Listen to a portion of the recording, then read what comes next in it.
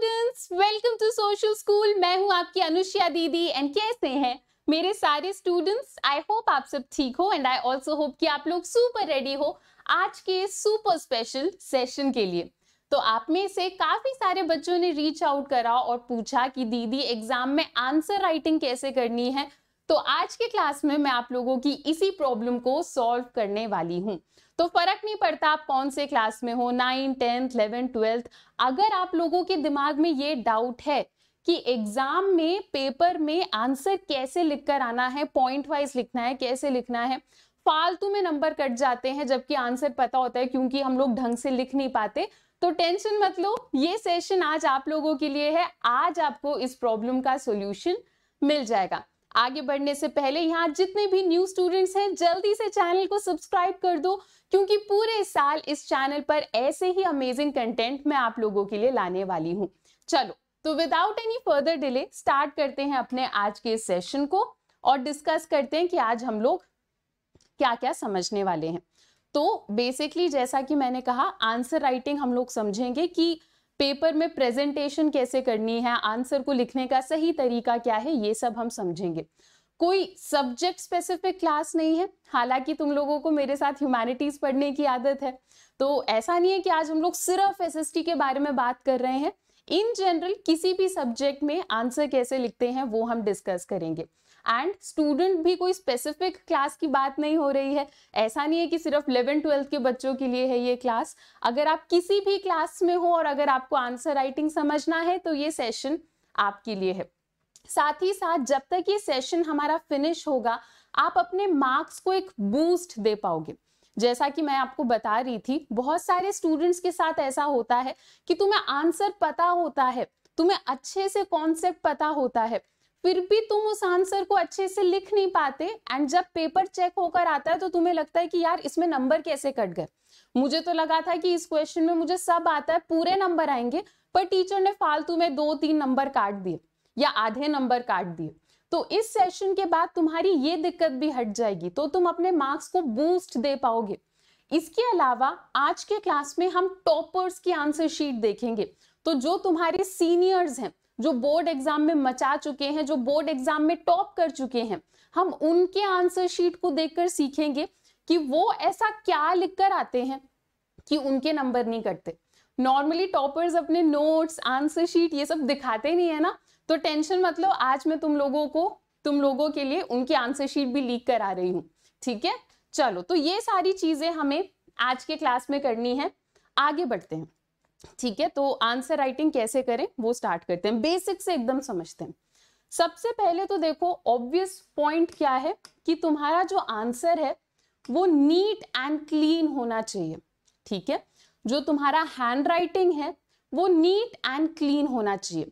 मैं ये नहीं कह रही कि बहुत सुंदर सुंदर कर्सिव हैंड राइटिंग में लिखो, नहीं, मैं बिल्कुल भी ऐसा नहीं कह रही। मेरी हैंड राइटिंग खुद मुझे बिल्कुल नहीं पसंद है, ठीक है। मुझसे ऐसे सजा सजा के आर्टिस्टिक तरीके में नहीं लिखा जाता, और अगर मैं लिख भी लेती हूँ तो टाइम बहुत ज्यादा लग जाता है। तो मैं ये नहीं कह रही कि ऐसे सजा सजा के कर्सिव सुंदर सुंदर लिखो। मैं क्या कह रही हूँ, नीट एंड क्लीन तरीके से लिखो, साफ तरीके से लिखो। साफ तरीके से लिखो का क्या मतलब है, मतलब तुम्हारी हैंडराइटिंग बस इतनी अच्छी भी काफी है कि बस टीचर समझ पाए कि यार इस बच्चे ने लिखा क्या है, ठीक है। दो जो शब्द हैं, ठीक है, जैसे जब तुम आंसर लिखते हो तो अलग अलग शब्द के बीच में प्रॉपर स्पेसिंग डालो, ऐसे नहीं चिपका के तुमने सब कुछ लिख दिया। हमें जैसे बचपन से सिखाया जाता है ना कि जब एक आंसर खत्म होता है तो 2 लाइनें छोड़ो, बीच में एक लाइन खींचो। ये सारी चीजें हम लोग 3rd 4th तक करते हुए आते हैं, फिर थोड़े से बड़े होते हैं ये सब करना भूल जाते हैं।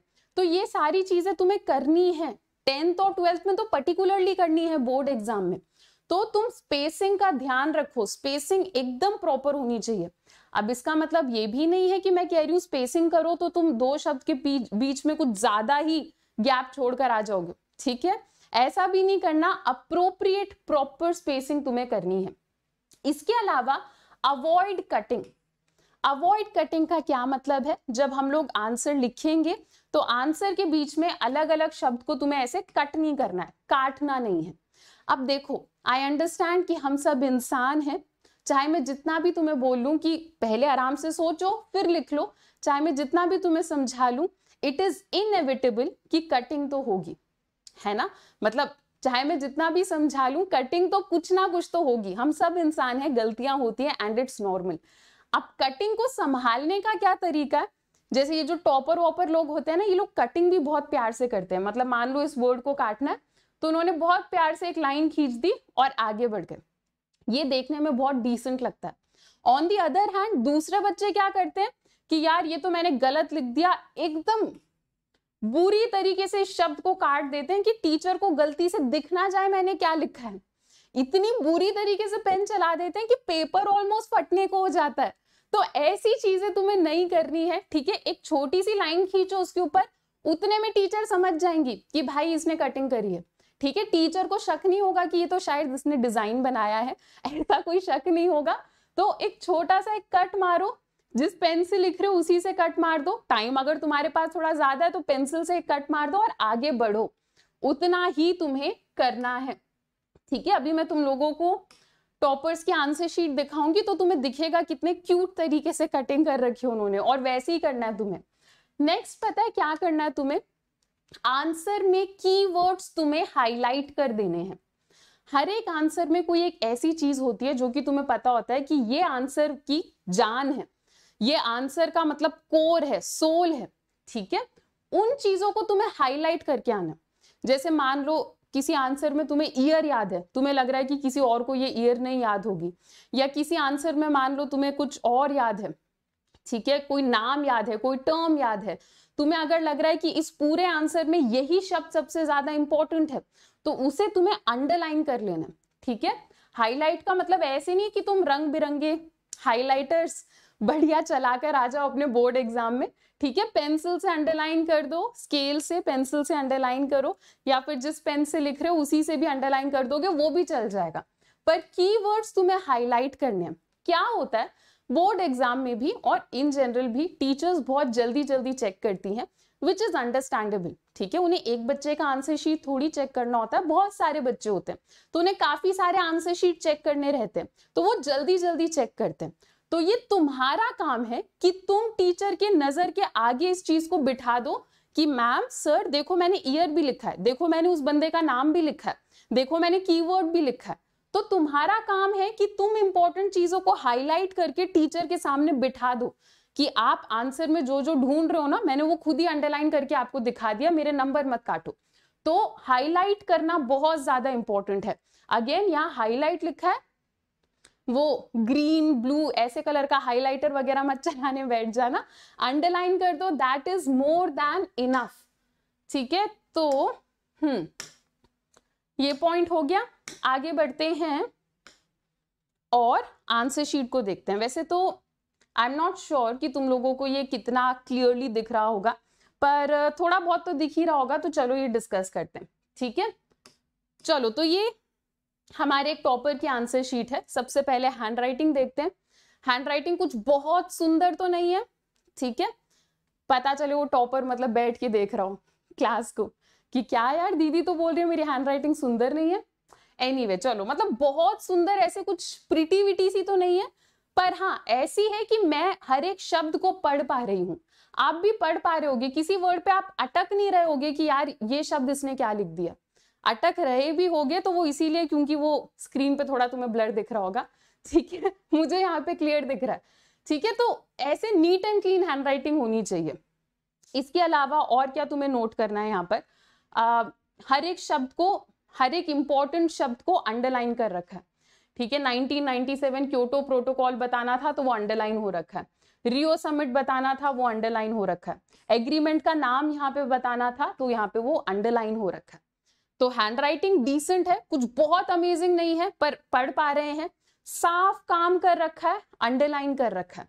और क्या देखना है इसमें तुम्हें, आई होप दिख रहा हो, यहाँ पर ना इस बच्चे ने UN लिखा है और फिर उसे लगा कि यार यूनाइटेड तो यहाँ पे लिख दिया, अब तो नेशंस लिखने की बारी है, तो उसने बहुत प्यार से कट करा इससे और आगे फिर दूसरा शब्द लिख दिया। तो मैं यही कह रही हूँ कि कटिंग तुम्हें बहुत ज्यादा डिसेंट तरीके से करनी है, ठीक है। आंसर लिखने से पहले 1 मिनट सोच के लिखो, तुम कोई दिक्कत वाली बात नहीं है, 1 मिनट सोचो कि क्या लिखना है फिर लिखो। और उसके बाद अगर कटिंग हो भी रही है तो बहुत तरीके से प्यार से उस शब्द को काट दो, उतना करोगे कूल है। नेक्स्ट, और क्या करना है तुम्हें आंसर में, पॉइंट वाइज लिखना है यार तुम्हें आंसर, ठीक है। तो तुम खुद इमेजिन करके देखो कि तुम्हें कोई आंसर शीट चेक करनी है, ठीक है।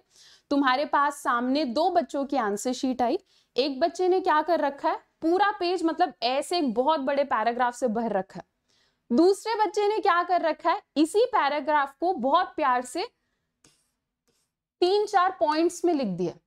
तो तुम्हें कौन सा अच्छा लगेगा, है ना। जाहिर सी बात है जो पॉइंट में लिखा हुआ होगा वो तुम्हें और ऑर्गेनाइज लगेगा और बढ़िया लगेगा। जहां हो सके वहां पे तुम्हें पॉइंट वाइज लिखना है। इसका मतलब ये नहीं है कि तुमसे मान लो डेफिनेशन पूछ ली कि what do you understand by the term constitution, और तुम डेफिनेशन को जबरदस्ती पॉइंट में तोड़ा है, ठीक है, ऐसा भी नहीं है। पर जहां हो सके पॉइंट वाइज आंसर तुम्हें लिखकर आना है। और क्या करोगे तुम, सब हेडिंग दोगे, ठीक है। तो हर एक पॉइंट के पहले जहां हो सके, ठीक है, हर एक आंसर में सब हेडिंग बैठाना मुश्किल होता है, पर जहां पर हो सके तुम्हें क्या करना है, ऐसे सब हेडिंग दे देनी है, ठीक है। सब हेडिंग दो और उसके बाद उस सब हेडिंग को समझाओ, ठीक है। जैसे मान लो तुमसे पूछ लिया टाइप्स ऑफ रिसोर्सेस, ठीक है, तो तुमने अगर तुम पॉइंट वाइज लिख रहे हो तो तुम लिखोगे पहले रिन्यूएबल और फिर वो समझा दो, फिर पॉइंट 2 में लिखोगे नॉन रिन्यूएबल, फिर वो समझा दो, ठीक है। तो हाँ, इस तरीके से तुम्हें सब हेडिंग्स देने जहां पर पॉसिबल है, हर जगह पॉसिबल नहीं हो पाता, जबरदस्ती भी सब हेडिंग्स मत बनाना, वो अच्छा नहीं लगता। जहां तुम्हें लगे कि सूट हो रहा है वहां पर ये करके आना। नेक्स्ट, डायग्राम्स बनाने हैं यार तुम्हें। अब डायग्राम बनाने का ये मतलब नहीं है कि तुम वहां पे मतलब पेड़ पौधे बना रहे हो, ठीक है, तितलियां बना रहे हो, मस्त एनिमे नारुतो लूफी ये सब बना रहे हो। मैं चेक कर रही होती, मैं तुम्हें 2 नंबर दे देती नारुतो के, पर मैं नहीं कर रही होंगी तुम्हारे बोर्ड के पेपर को चेक। तो ये सारी कलाकारी नहीं करनी है। डायग्राम का मतलब है कि बहुत डिसेंट से फ्लो चार्ट टाइप तुमने बना दिए, ठीक है। साइंस में तो देखो तुम लोग बढ़िया डायग्राम बना सकते हो जहां पर भी सूटेबल है। एसएसटी में एज सच कोई डायग्राम्स नहीं होते, पर तुम ये कर सकते हो कि अगर तुमसे जैसे रिसोर्सेज ही उठा लेते हैं, रिसोर्सेज के टाइप्स पूछ लिए, तो तुमने क्या करा, बीच में रिसोर्सेज लिखा एक डब्बे में और ऐसे अलग अलग लाइन खींच के अलग अलग रिसोर्सेज के टाइप्स यहाँ पर लिख दिए, ठीक है। तो तुम ये मतलब जस्ट एक एग्जाम्पल है, ठीक है। जैसे इस तरीके से तुम एक डायग्राम बनाकर छोटे छोटे जगह पर रिप्रेजेंटेशन दे सकते हो, एक अलग इम्पैक्ट सेट होता है। तो ये भी अभी हम देखेंगे टॉपर्स के आंसर शीट में कि इन लोगों ने कैसे कर रखा है, ठीक है। तो जैसे ये वाला जो क्वेश्चन है, पॉलिटिकल साइंस के जो स्टूडेंट्स हैं उनको आइडिया लगेगा कि पार्टीशन का कॉन्सिक्वेंस क्या है, ये पूछ रखा है इस क्वेश्चन में। तो तुम्हें इन डिटेल चाहे दिखे ना दिखे, दिखना तो चाहिए यार, अब मुझे पता नहीं, ठीक है। अगर तुम्हें ब्लड दिख रहा है तो तुम्हें ये तो दिख रहा होगा कि इस बंदे ने पॉइंट वाइज लिखा है, 1 2 3 ऐसे पॉइंट वाइज लिखा है। और ये कुछ बॉक्सेस दिख रहे हैं, इसने ऐसे डब्बे बना रखे हैं, ये डब्बे इसके सब हेडिंग्स हैं कि पार्टीशन में क्या हुआ, किलिंग हुई, फिर उसने इमेंस सफरिंग लिखा है, फिर उसने लिखा है कि विमेन के अगेंस्ट बहुत क्राइम हुआ। तो ऐसे आप लोग भी जहां पर हो सके सब हेडिंग्स बनाओ और पॉइंट वाइज लिखो।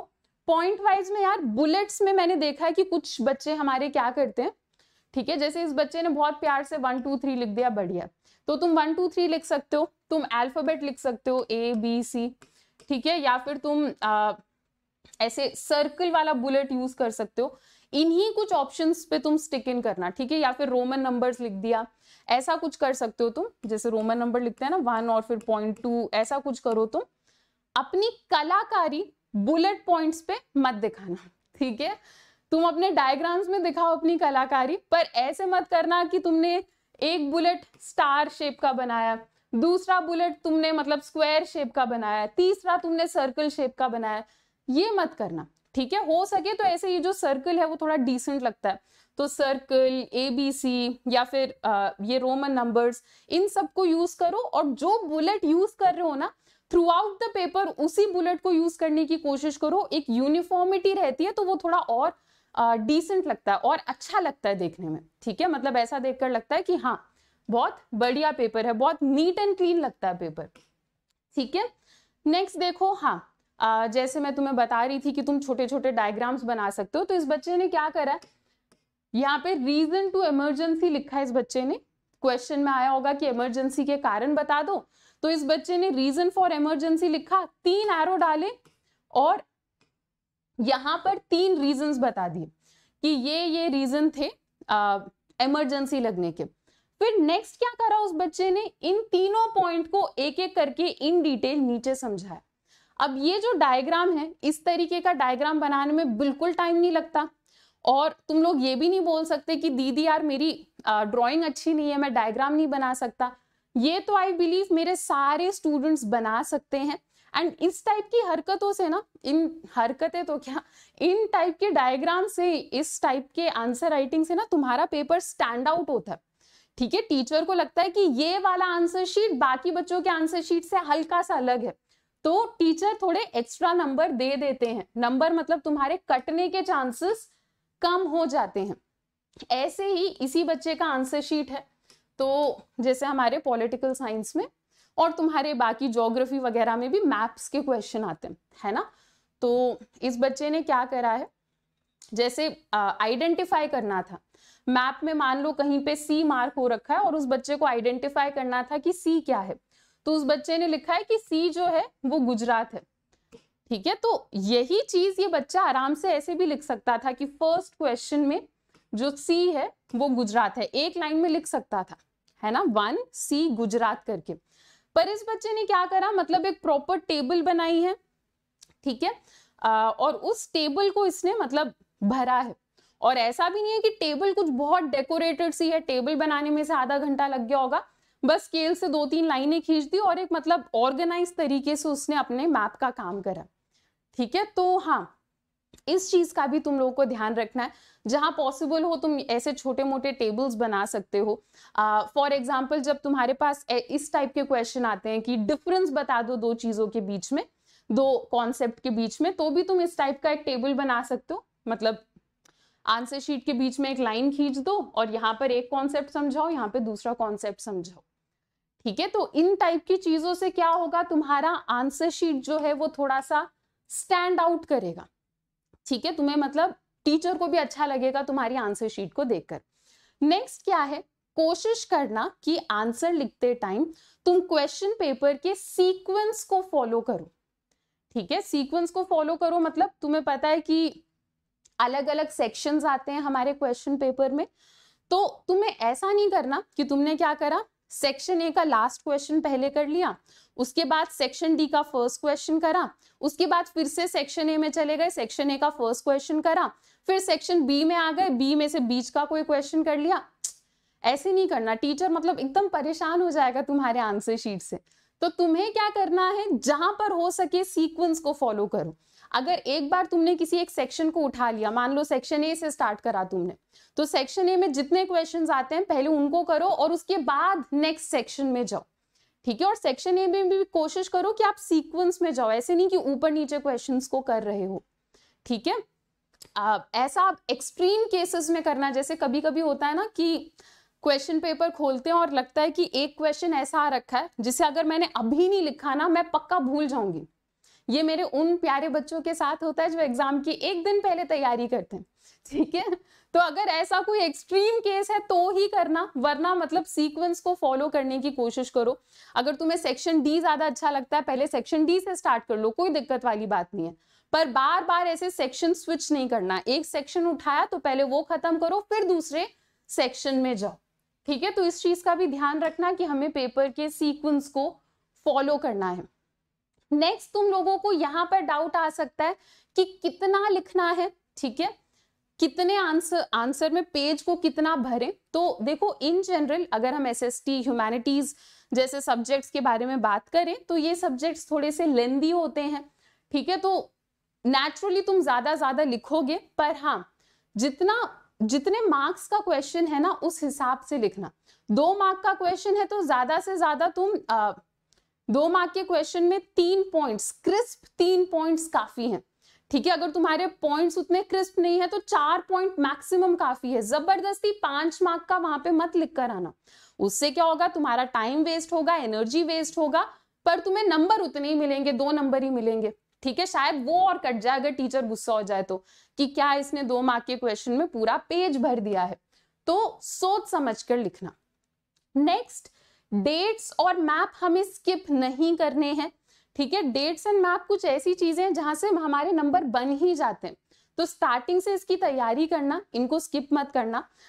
जैसे अगर आप डेट याद करते हो, अगर आप आंसर के बीच में कहीं पे किसी इवेंट का डेट मेंशन कर दोगे ना, तो टीचर्स बहुत खुश हो जाती हैं कि यार इसे तो डेट भी याद है, ठीक है। सिमिलरली मैप भी अगर आप याद करते हो तो 5 नंबर तो आपके पक्के ही हैं हर एग्जाम में, है ना, तो इन्हें स्किप नहीं करना। दैट बीइंग सेड, अगर मान लो आप एक ऐसे बच्चे हो जिसे डेट याद ही नहीं होते, बहुत कोशिश कर ली डेट याद नहीं हो रहे, तो ऐसे मत करना कि एग्जाम में कोई नकली सी डेट लिखा है ये सोच के कि मैम को कहां से पता चलेगा, कोई भी डेट लिख देता हूं, ठीक है। ऐसा भी नहीं करना, मैम को पता चल जाएगा, ठीक है। तो अगर डेट आते हैं तुम्हें तो ही वो डेट मेंशन करना और अंडरलाइन करना अपने आंसर में, वरना डेट मत लिखो। Next, never doubt yourself. अब क्योंकि हमारी क्लास एंड हो रही है तो मैंने सोचा थोड़ा सा मोटिवेशन बांट दूं तुम लोगों को, तो लास्ट में मैंने कहा है कि नेवर डाउट योरसेल्फ, अपने ऊपर डाउट मत करो। Practice makes a man perfect. तो अगर तुम अभी से अपनी तैयारी स्टार्ट करते हो, रोज अगर तुम एक एक क्वेश्चन लिखना स्टार्ट कर देते हो, तो डेफिनेटली बोर्ड एग्जाम के टाइम तक तुम लोग मचाने लग जाओगे, ठीक है। तो कोई क्वेश्चन उठाओ, पहले तुम देखकर लिख लो आंसर, कोई दिक्कत नहीं है, उसके बाद तुम मैंने जो भी पॉइंट्स बताए हैं उनके ऊपर एक एक करके काम करना स्टार्ट करो। ओके, चलो स्टूडेंट्स, तो मेनली मुझे आपको आज इतना ही बताना था। आई होप आपको आज की ये क्लास यूजफुल लगी। अगर ऐसा है तो show some love and support in the comment section, video को लाइक करो और अपने सारे क्लासमेट्स के साथ शेयर करो। मुझे ये भी बताना कि नेक्स्ट आपको ऐसे और किस टॉपिक के ऊपर वीडियो चाहिए, एंड तुम्हारी दीदी तो है ही यहाँ पर, मैं डेफिनेटली तुम्हारे लिए तुम्हारे प्रॉब्लम्स का सोल्यूशन लेकर आऊंगी। चलो बच्चों, तो अभी के लिए इतना ही, अब हम लोग मिलते हैं अपने नेक्स्ट लेक्चर में। Till then, bye bye, take care and thank you.